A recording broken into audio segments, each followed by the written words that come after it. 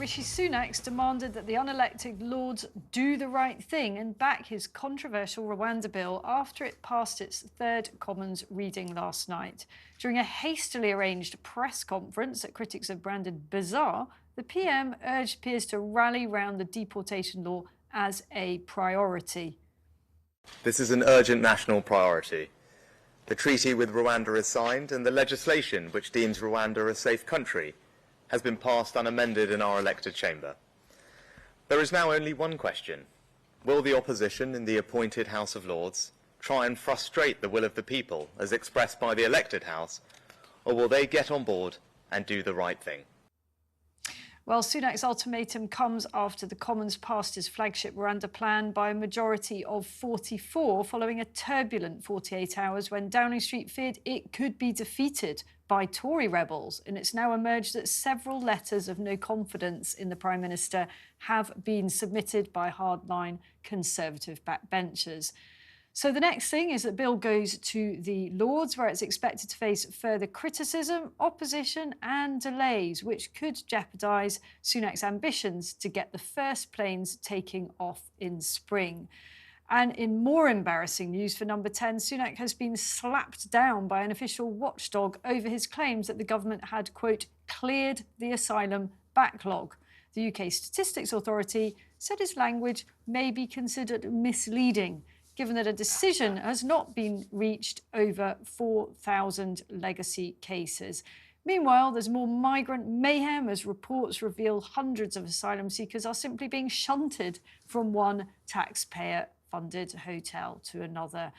The Home Office Minister, Chris Philip, insisted that the government had already closed 50 hotels hosting migrants, promising to house them in cheaper accommodation.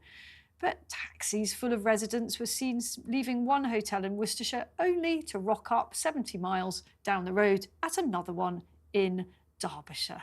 I mean, it's hard to know which story to begin with there. We also didn't even mention the fact that several hundred migrants have arrived by boat in the last 24 hours, making even more of a nonsense of the government's claims to be stopping the boat. In terms of that weird press conference today... Very weird.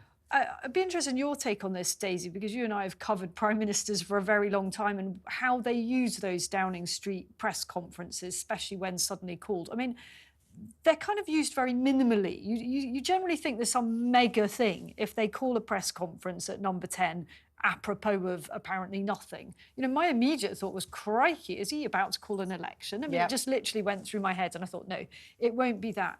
What was particularly strange about it was how party political it was. He used this, you know, there he is in the great offices of state in Downing Street having a go at the Labour Party. And I thought that was very undignified. It's not statesmanlike. It's not how Downing Street is normally used for that very party political intervention. And it was also a bit desperate because there he was issuing a public appeal to the House of Lords not to knock his bill off course, which we all know they will. So his appeal will be rebuffed, and then he can say, well, it's all the fault of these unelected peers. By the way, I'll be making a few of those when I leave office, but, you know, for now, they're being a real pain. And it just seemed to me a little bit end of the road. Yeah, it felt really weird, as you said. And it was so brief as well. Very uncool, and I know that's so weird, but it was not a good look from Rishi Sunak, because I was watching it and thinking, what is he up to, apart from the blazingly obvious, which was setting the Lords up so that he could then say, oh, you know, enemies of the people, how disgraceful, you know, they're standing in the way of you know, the elected lower chamber.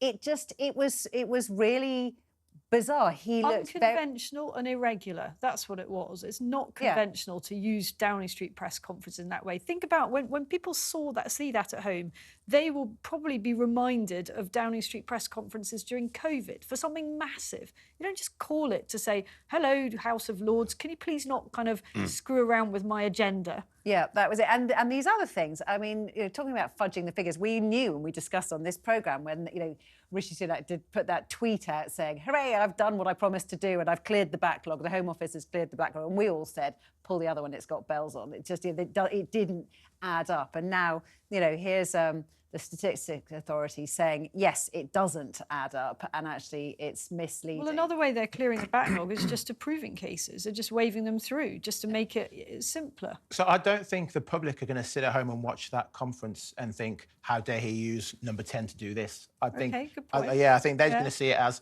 Sunak's trying to get us to hate the House of Lords to make sure there's pressure on them to push this through. But he's going to have egg on his face. Rwanda have still got to, if this all goes through, Rwanda have got to amend their laws to implement the treaty that they signed with us. That can take about 2 months to happen. And then the President Kagame saying, don't drag your feet on this. We're not going to keep on doing this dance. And actually, if it takes too long, then we're going to pull out. And last week we were saying that Rwanda were going to refund us the, 240 million? Money, And now it actually turns out they're going to refund part of it, not all of it. If at all. And also this thing from Sunak about the will of the people. I mean, the British people aren't stupid. It's not as though there was a huge upswell of desire for this Rwanda bill. We never had a public vote on it. I get what he's saying, you know, they've implemented the elected. It's absolute nonsense, the will of the British people, when most of the British people can see this scheme for what it is, an absolute gimmick, a scandalous waste of money that is going to be a complete failure. Yeah, I mean, the will of the people is that the government gets control of our borders, no doubt about that. But the will of the people isn't they use some completely flawed, fundamentally misconceived scheme, which is only ever going to go absolutely nowhere. It's going to go nowhere. And I exactly had that same thought. I thought, oh, is this a general election thing? And also, exactly as Isabel said, when those conferences, it's simply not used for that. I mean, it was undignified. That's absolutely the right word. I did think, though, you know, if it got through the Lords, and if by some miracle Sunak could, you know, make mass deportations quite quickly, possibly those arriving that day, and then the public saw a tangible knock-on effect. Oh, look, nobody's coming across the channel. If that all fell into place, and it's a massive if, then he could limit the damage he's going to get. But you know, the deal that we have with election. Rwanda doesn't allow mass deportations. No, it doesn't. It's only a really limited number. I mean, it's basically like a few days' worth of boats coming over. So look, people who are in part of this business, they're making a calculation about their odds. And these are intrinsically risk takers anyway. Otherwise, they wouldn't be coming across the channel in a dinghy. So, you know, they're calculating the odds are on their side. Of course.